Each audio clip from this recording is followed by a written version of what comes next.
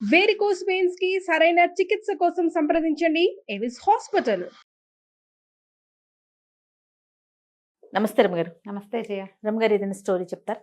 సాధారణంగా మనకి ప్రశ్నలు ఉంటాయి జయ, చాలా మందికి. దేవుడి మీద ప్రశ్నలు. దేవుడు ఎక్కడుంటాడు? ఆయనకి ఇల్లు వాకిలి ఉండవా? దేవుడు ఒకళ్ళని బాగా, ఒకళ్ళని అలాగా, ఒకళ్ళని ఇలాగా ఎందుకు సృష్టిస్తాడు? అదొక పెద్ద పాయింట్. నేను ఎక్కువ పూజ చేస్తాను, అయినా సరే నాకేమి ఉండదు. వాడెవడో పాపిష్టివాడు, దుర్మార్గుడు, దొంగ చచ్చినవాడు, ఇలాంటి తిట్లు ఉండి వాడికి అంత డబ్బులు ఉన్నాయి. నేను చాలా మంచివాడు, లేదా ఈయనెవరో చాలా మంచివాడు, ఉత్తముడు, వీడికి ఏం లేవు. వీడి పిల్లాడు చాలా తెలివైనవాడు, వీడికి మంచి సీట్ రాలేదు, వాళ్ళు మామూలు పిల్లవాడు, వాడికి వచ్చింది. దేవుడు ఏంటి చూస్తూ ఎందుకు ఊరుకుంటాడు? దేవుడు ఏం చేస్తాడు? వస్తాయి కదా ప్రశ్న. బాగా అసలు మనకి సమస్య వచ్చినప్పుడల్లా దేవుడు ఉన్నాడా అనిపిస్తుంది. మన ఇంట్లో ఎవరన్నా పోయినప్పుడు దేవుడు ఉన్నాడా అనిపిస్తుంది.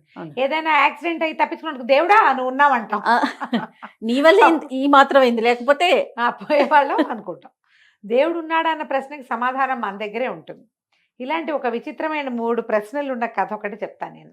మనం ఇదివరకు ఎప్పుడో సుప్రతీకుడి ప్రశ్నలని ఒక కథ చెప్పుకున్నాం, దాసరి వెంకటరమణ గారు. దానికంటే ఇది చాలా పురాతనమైన కథ. నాకు ఫేవరెట్ స్టోరీ ఇది. చిట్టి కథ, మహా ఇష్టం నాకు. ఒక దేశంలో ఒక సుల్తాన్ గారు ఉండేవాళ్ళు, ఒక రాజ్యంలో. ఇది ఏమన్నా ఉర్దూ కథే, మన కథల్లో కూడా చెప్పుకోవచ్చు. అక్కడ ఉన్నది ఉన్నట్టుగా చెప్దాం కదా అని ఉంది నాకు.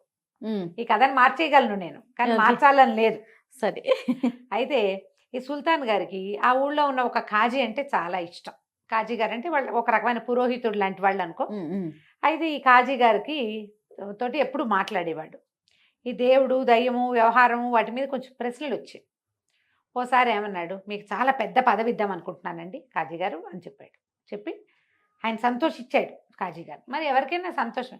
ఆయన్ని సంతోషపడి పూర్తిగా దాన్ని ఆ మూమెంట్ని ఆనందించే లోపల రాజుగారు అన్నాడు, సుల్తాన్ అన్నాడు, నాకు 3 ప్రశ్నలు ఉన్నాయండి.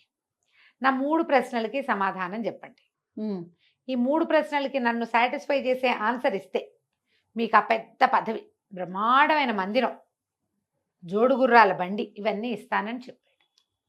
మామూలుగా పెద్ద పదవి అనగానే ఇవన్నీ అప్లికబుల్, ఆటోమేటిక్గా అన్ని వచ్చేస్తాయి. హెచ్ఆర్ మనం కూడా చెప్పుకుంటాం కదా, అవునవును, 2 లక్షల ప్యాకేజ్ అంటే అందులో ఇంటద్దెలు అన్నీ వచ్చేస్తాయి. అవును.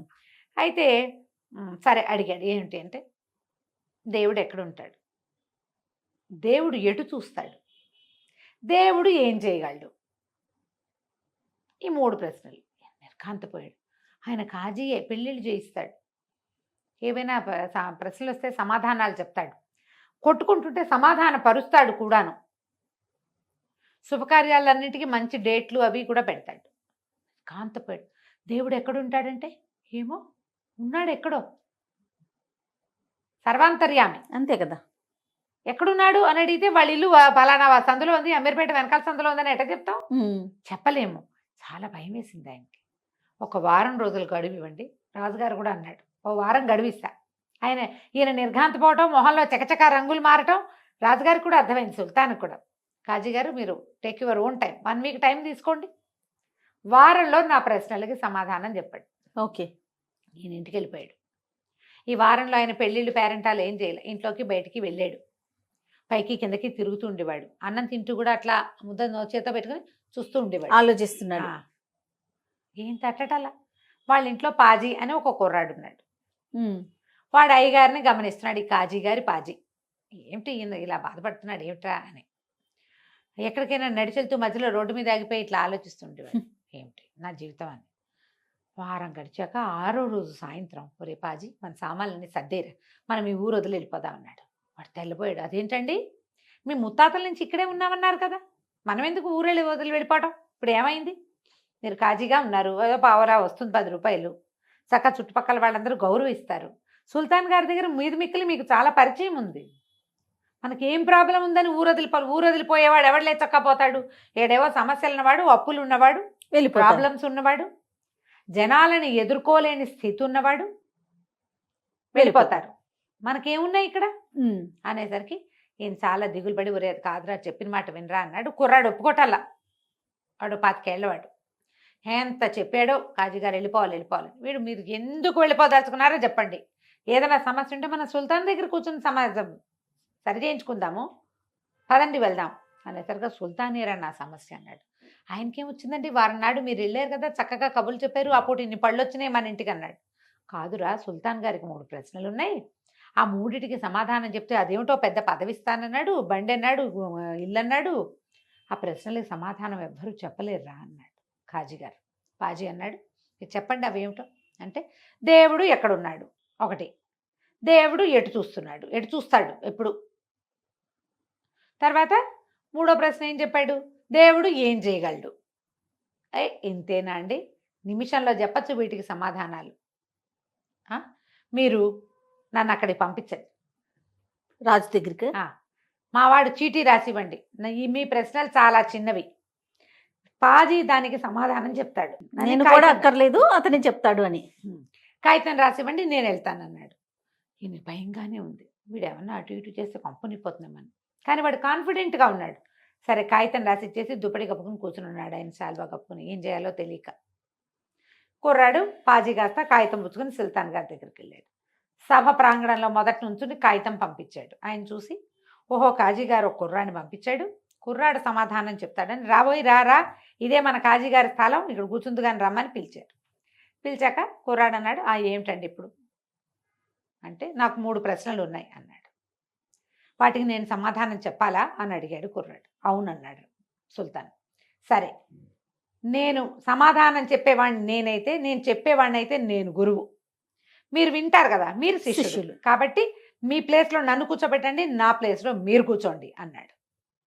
సుల్తాన్ రెడీగా ఉన్నాడు. ఆ ప్రశ్నలు ఆయన్ని ఎన్నేళ్ళుగానో వేధిస్తున్నాయి, ఎంతకాలంగానో ఆయన వేదన పడుతున్నాడు. ఏమిటి ఈ దేవుడు ఎక్కడ ఉంటాడు, ఏం చేస్తాడు, ఏమిటి సంగతి. సరే, ఈ కుర్రాన్ని తీసుకెళ్లి పాజీని సింహాసనం మీద కూర్చోబెట్టారు, తక్టు మీద. వాడు చక్కగా మడకాళ్ళు వేసుకుని కూర్చున్నాడు. ఈయన పోయి కాజీ గారు కూర్చునే చోట కూర్చున్నాడు. కూర్చున్నప్పుడు మీ మొదటి ప్రశ్న చెప్పండి, భగవంతుడు ఎక్కడ ఉంటాడు. సరే, ఒక పెద్ద గంగాళంతో పాలు తెప్పించండి అన్నాడు మనవాడు. పాలు తెప్పించారు, గంగాళం పాలు పెట్టున్నాయి. ప్రభు ఇటు చూడండి, ఇవి పాలు కదా. అవును, పాలల్లో వెన్న నెయ్యి వస్తాయి కదా అన్నాడు. వస్తాయి. పాలలో ఏమొస్తాయి, మొదట పెరుగు అవుతుంది, తర్వాత వెన్న వస్తుంది, తర్వాత నెయ్యి వస్తుంది. సరే, పాలల్లో వెన్న ఉన్నట్టే కదండి అంటే ఉన్నట్టే. ఎక్కడుందో చూపించండి ఈ పాలల్లో. కుండెడు పాలు పెరుగు అయ్యాక ఆ మీగడ తీసి చిలికితే వెన్న డెఫినెట్గా వస్తుంది. పాలల్లో ఇంతైనా వెన్న ఉంటుంది, అంత ఉండొచ్చు మంచి పాలైతే. ఏ గ్లాస్ పాలో తెచ్చుకుంటే A1 A2 మిల్క్ తెచ్చుకున్నామనుకో అంతంత వెన్న వస్తుంది, రావచ్చు. ఆ గంగాళం పాలకి అంత వెన్న వస్తుంది. మామూలు టోండ్ మిల్క్ తెచ్చాం, అయినా కూడా ఈ మాత్రం వెన్న ఉంటుంది అందులో. అంతేగా, తీయండి వెన్న ఎక్కడుందో చూపించండి అంటే ఆయన ఆశ్చర్యపోయాడు. అట్లా ఎట్లా తీస్తాము అన్నాడు. అంటే పాలల్లో అంతా వెన్న ఉన్నట్టే కదా అన్నాడు. అవునండి, అవునన్నాడు సుల్తాన్. ప్రపంచమంతా ఉన్నాడండి దేవుడు, అది ఇక్కడ ఉన్నాడని లేదు, అక్కడ లేడని లేదు, ప్రపంచమంతా భగవంతుడే నిండి ఉన్నాడు. భగవంతుడిని జగత్ చిద్విలాసం ఉంది కాబట్టే ప్రాణులున్నాయి, గాలుంది, నీళ్లున్నాయి, నిప్పు భూమి ఆకాశము ఉన్నాయి. భూమి ఆకాశాలు ఉన్న ప్రతి చోట భగవంతుడు ఉన్నట్టే. బ్యారన్ ల్యాండ్స్ ఏమీ ఉండని ఊసర క్షేత్రంలో కూడా ఒక చిన్న గింజ మొలకెత్తుతుంది, రావి చెట్లు వస్తాయి, జీవం ఉంది అంటే భగవంతుడు. బాగుంది, సంతోషించాడు ఆయన. భలే బాగా చెప్పేవన్నాడు. సరే, ఇప్పుడు రెండో ప్రశ్న, ఆయన ఇటు చూస్తున్నాడు, భగవంతుడు ఎటు చూస్తాడు. సరే, ఒక దీపం తెప్పించండి. ఒక చక్క ప్రమిద తెప్పించారు. మొత్తం సభా ప్రాంగణ మొత్తం కిటికీలు వేసేసేయండి అన్నాడు. కింద పైన కిటికీలు వేసేసి పరదాలు లాగేశారు. చీకటిగా అయిపోయింది. ఇప్పుడు దీపం ప్రజ్వలంగా వెలుగుతోంది. కుర్రాడు అడిగారు, ఈ దీపం ఎటువైపు చూస్తోంది. ఒక దీపం పెడితే దీపం ఎటువైపు చూస్తుంది, మొత్తం. భగవంతుడు అన్ని దిక్కులా చూస్తాడు దీపంలాగా. మనం దీపం పెట్టి ఇది ఇటే చూడాలని మనం అలా చేయదు, అది అన్ని వైపులా దాని వెలుగు వస్తుంది. అట్లాగే భగవంతుడు అన్ని దిక్కులకి చూస్తాడు. సాటిస్ఫైడ్. మూడో ప్రశ్న, దేవుడు ఏం చేయగలడు. అయ్యా మీరు ఒక్క పని చేయండి, మా కాజీ గారిని పిలిపించండి అంటే కాజీ గారు వచ్చారు. ఇంటికి వెళ్ళి పిలుచుకొచ్చారు. ఆయన వణుక్కుంటూ వచ్చాడు, కొంప ముంచేశాడు మనవాడు, ఏదో అయిపోయింది అని. అప్పుడు ఈయన ఏం చేశాడు, ఈయనకి రాజుగారేమో కాజీ కూర్చునే ప్లేస్లో కూర్చున్నాడు. మరి ఇప్పుడు వచ్చిన కాజీ గారికి ప్లేస్ ఇవ్వాలి కదా. ఆ చివర ఆస్థానంలో చివర 2 కుర్చీలు ఖాళీగా ఉంటే ఓ కుర్చీలో కూర్చోబెట్టారు. కూర్చోబెట్టి ఇప్పుడు 3వ ప్రశ్నకు సమాధానం చెప్పు, కాజీ గారు కూడా వచ్చారు, ఆయన సమక్షంలోనే చెప్పవయ్యా అని పాజీని అడిగాడు సుల్తాన్. కాజీ చెప్పాడు, ఈ పాజీ కుర్రవాడు చెప్పాడు, భగవంతుడు ఇదే చేస్తాడండి. పాజీని చేస్తాడు, పాజీని ఖాజీని చేస్తాడు, పాజీని సుల్తాన్ని కూడా చేస్తాడు, సుల్తాన్ని ఖాజీని చేశాడు. చూడు ఎలా అయ్యారు. రాజుగారి స్థానంలో కుర్రాడు కూర్చున్నాడు, ఎస్ ఖాజీ గారి స్థానంలో సుల్తాన్ కూర్చున్నారు. ఎవడో ఏరాగేరా రోడ్డు మీద పోయి చివరికి వచ్చేవాడు సభికుడుగా ఉండాల్సిన చోట ఖాజీ గారు కూర్చున్నారు. భగవంతుడు ఇది చెయ్యగలడు, ఇది చెయ్యలేడం లేదు, ఏదైనా చేస్తాడు. తిమ్మిని బమ్మిని చేయగలడు, అంతే కదా. అంతే. ఆనంగానే దండాలు పెట్టేశాడు ఆయన. ఎన్ని దండాలు పెట్టాడో, ఇది నిజం. సభికులంతా ఓహో అన్నారు. ఎంతో సంతోషించి ఆయన కాజీ గారికి పెద్ద పదవి ఇచ్చి పాజీకి కూడా పెద్ద పదవి ఇచ్చారు. ఎందుకంటే వాడు చెప్పాడు ఈ సమాధానాలు, ఇవి కాజీ గారివి కదా, ఆయన భయపడ్డాడు.